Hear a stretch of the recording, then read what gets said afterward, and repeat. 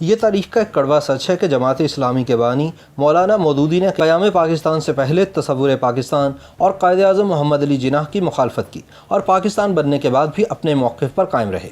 مولانا پر الزام ہے کہ انہوں نے قائد اعظم کو کافر اعظم قرار دیا اور پاکستان کو ناپاکستان کہا، اور پھر جب پاکستان بن گیا تو بھی مودودی مسلسل قائد اعظم کی مخالفت کرتے رہے۔ مولانا مودودی پاکستان بننے کے بعد بھی اپنے اس موقف پر قائم رہے کہ قائد اعظم نے ایک قومیتی ریاست قائم کر کے پاکستان بنایا ہے اور وہ ایک اسلامی ریاست نہیں بنانا چاہتے تھے۔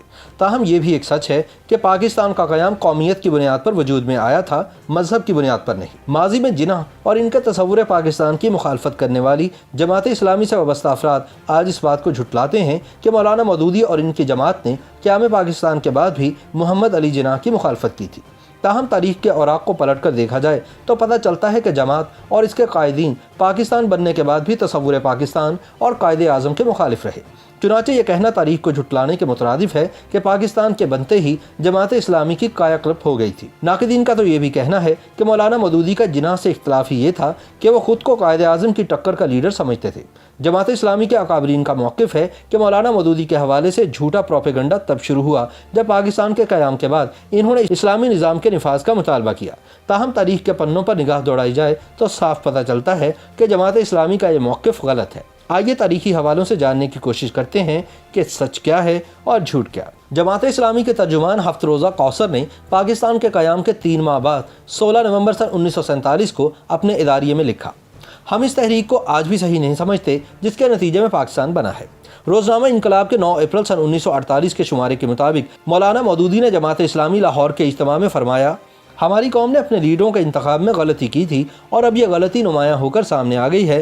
ہم کب سے چیخ رہے تھے کہ محض ان لیڈروں کے نعروں کو نہ دیکھو بلکہ ان کی سیرت اور اخلاق کو بھی دیکھو۔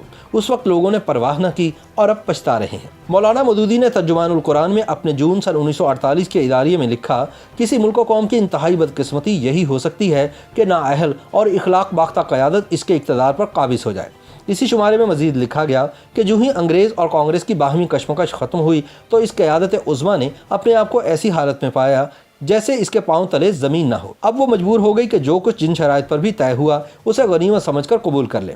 بنگال اور پنجاب کی تقسیم اسے بے چون و چرا ماننا پڑی۔ سرحدوں کے تعین جیسے نازک معاملے کو اس نے صرف ایک شخص کے فیصلے پر چھوڑ دیا۔ انتقالی اختیارات کا وقت اور طریقہ بھی بلا تعامل مان لیا۔ چنانچہ نوائے وقت کے مدیر حمید نظامی نے 4 جولائی سن 1948 کو نوائے وقت میں ایک جوابی اداریے میں لکھا اور کہا کہ ہم ان لوگوں کے حامی نہیں جو محض اپنی لیڈری چمکانے کے لیے شریعت کا نعرہ بلند کر رہے ہیں۔ بہتر ہوگا کہ شہر بشہر جلسوں میں قائد اعظم محمد علی جناح کو گالیاں دینے اور سخیانہ تقریروں میں وقت ضائع کرنے کی بجائے اس اسلامی نظام حکومت کا ایک خاکہ مرتب کیا جائے جس کے نفاذ کا مطالبہ کیا جا رہا ہے۔ مولانا مودودی نے ترجمان القرآن کے شمارہ جولائی سن 1948 میں لکھا کہ مسلمانوں نے اپنی ساری قومی طاقت، ذرائع اور جملہ معاملات اس قیادت کے سپرد کر دیے ہیں جو ان کے مسائل کو حل کرنے کی دعوے دار تھی۔ آج ہمارے بیشتر مسائل اسی قیادت کی کار فرمائیوں کے نتیجے میں پیدا ہوئے ہیں، تو کیا انہیں حل کرنے کے لیے ہم اسی قیادت پر اعتماد کریں؟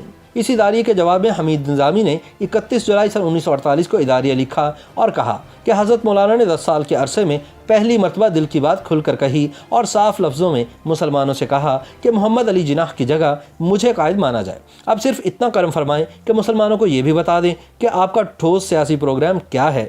اپنا پروگرام نہ بتانا اور نعروں سے مسلمانوں کا دل بہلانا یا قائد اعظم کو احمق، غلط کار اور دین میں ہلکا ثابت کرنے کی کوششوں میں لگے رہنا ہرگز آپ کے شایان انشاء نہیں۔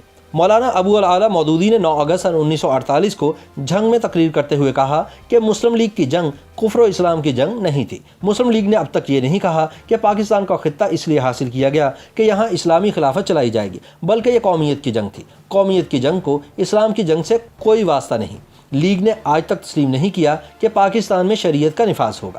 اس کے جواب میں نوائے وقت نے 18 اگست سن 1948 کو اداریہ سپرد قلم کیا اور کہا کہ پاکستان میں آپ کو ایسے لوگ بھی مل جائیں گے جن کی تقریر و تحریر کا زور یہ ثابت کرنے پر صرف ہو رہا ہے کہ مسلمانوں کی اس مصیبت کی ذمہ داری قائد اعظم کی لیڈرشپ پر عائد ہوتی ہے۔ ایک ہفتے بعد 25 اگست سن 1948 کو نوائے وقت کے اداریے میں حمید نظامی نے لکھا کہ بظاہر جماعت اسلامی کہتی ہے کہ ہم قائد اعظم کے خلاف پروپیگنڈا نہیں کر رہے، لیکن معاف کیجیے یہ بیان صحیح نہیں۔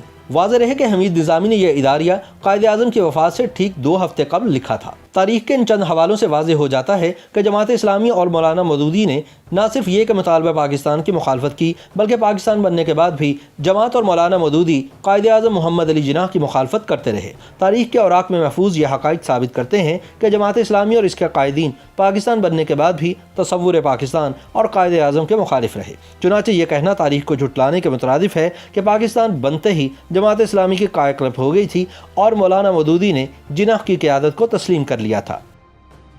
YouTube پر گوگلی نیوز دیکھنے کے لیے youtube.com کی سرچ بار میں googly news T V type کریں۔ گوگلی نیوز کے پیج پر سرخ رنگ کے سبسکرپشن والے بٹن پر کلک کرنا نہ بھولیے۔ YouTube پیج پر اپلوڈ ہونے والی ویڈیوز سے باخبر رہنے کے لیے بیل آئیکن پر کلک کیجیے۔ آپ کو ہر نئی ویڈیو کے بارے میں نوٹیفیکیشن موصول ہو جائے گا۔